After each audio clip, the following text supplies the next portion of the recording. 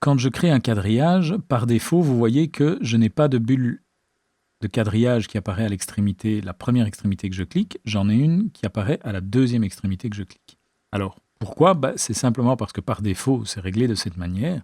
Si maintenant je souhaite, vous voyez que j'ai 3 niveaux dans mon projet. Vous voyez que j'avais ajouté ici, graphiquement, je peux, comme je vous l'ai montré dans le chapitre précédent, gérer l'affichage des bulles. Donc je peux les sélectionner et demander de voir l'affichage des bulles. Mais ce paramètre-là, c'est un paramètre de vue, c'est-à-dire que si je passe au niveau 1, je vois qu'il ne l'a pas fait. Alors, pour propager ça, donc si j'ai un bâtiment qui fait 35 étages, je ne vais pas m'amuser à chaque niveau à venir changer les extrémités. Alors, je peux le faire d'abord de manière totalement globale. Comment je fais ça? Eh bien, simplement qu'au niveau du quadrillage, j'en sélectionne un, et j'ai ici les propriétés d'occurrence et de type. Alors, nous allons aborder ça dans le chapitre suivant. Mais donc, au niveau du type de quadrillage, vous voyez que j'ai ici, par défaut, il me met bien que le symbole de vue en plan, ce sera au niveau de l'extrémité 1 absent, au niveau de l'extrémité 2 présent. Donc si je clique ici et que je demande de le voir, le symbole au niveau de l'extrémité 1, quand je fais ça, si je passe maintenant sur les autres vues, vous voyez que la bulle apparaît absolument partout. Pourquoi? Parce que c'est un paramètre de type, et donc tous les quadrillages qui ont été créés avec ce type sont modifiés de cette manière-là. Alors, je vais annuler ça pour vous montrer la deuxième méthode pour faire cela. Si maintenant vous ne souhaitez pas que tous les quadrillages se retrouvent avec ce symbole d'extrémité présent, mais certains quadrillages, mais malgré tout à tous les étages, eh bien, donc j'en suis revenu à la situation où par exemple ici à gauche, je n'ai pas de bulle de quadrillage, eh bien vous pouvez à ce moment-là sélectionner, par exemple, ici on va prendre le 4 et le 2.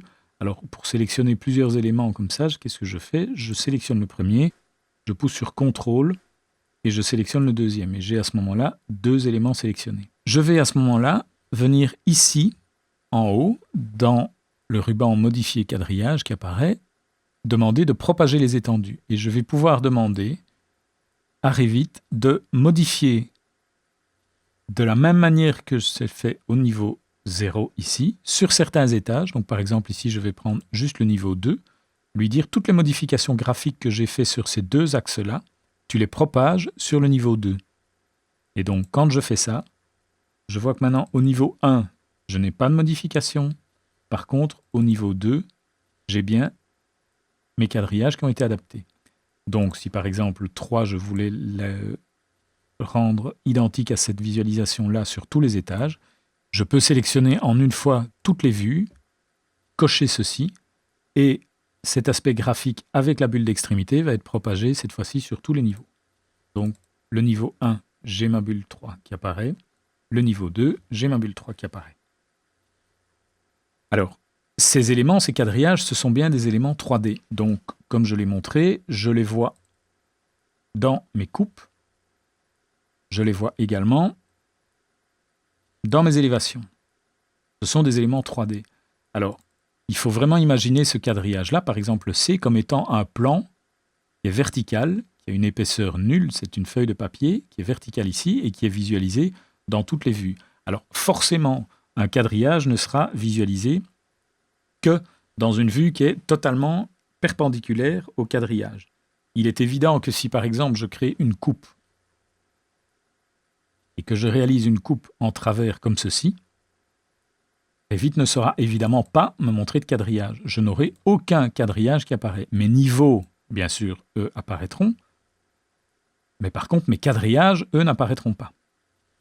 Alors, si je supprime cette coupe, il en va de même. Si, par exemple, j'ai ici, dans cette coupe, j'ai bien la visualisation des quadrillages A, B, C et D, pas le E, puisque la 3D ne vient pas dans l'emprise de la coupe.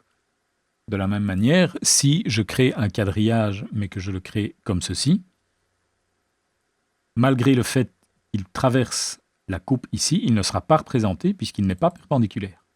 Ça paraît assez évident. Alors,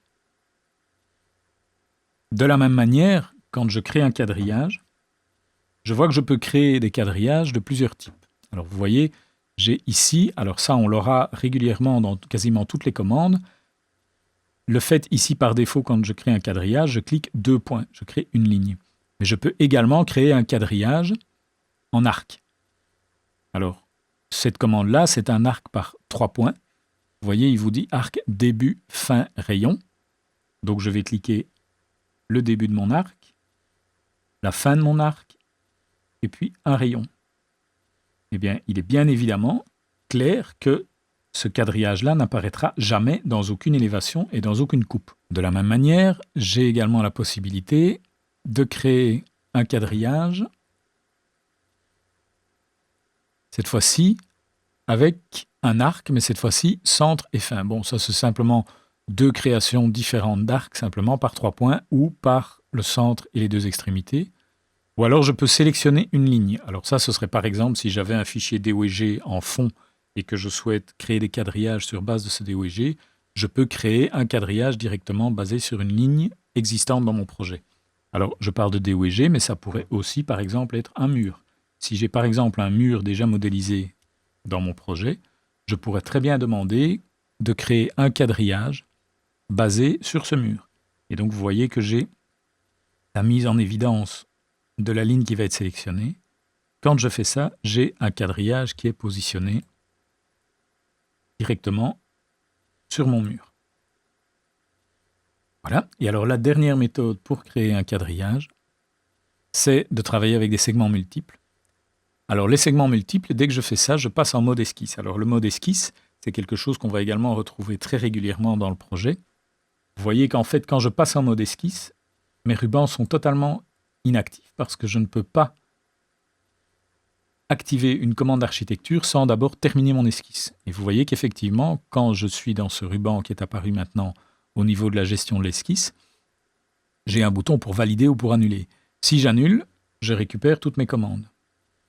Sinon, segment multiple veut dire quoi? Ça veut dire que je peux créer un quadrillage de forme plus ou moins quelconque au niveau d'une esquisse 2D. Donc je pourrais par exemple dire, eh bien moi je voudrais créer un quadrillage qui fait ceci, et puis qui va faire ceci. Voilà. Au moment où je valide, j'ai un quadrillage multisegment dont je vais pouvoir de nouveau gérer l'aspect graphique au niveau des extrémités. Mais de nouveau, ça paraît clair, ce quadrillage-là n'apparaîtra jamais dans aucune élévation et dans aucune coupe. Alors une dernière chose à signaler également, c'est que cet objet, le quadrillage étant vraiment un objet 3D unique, je ne peux pas avoir 2 quadrillages qui ont le même nom.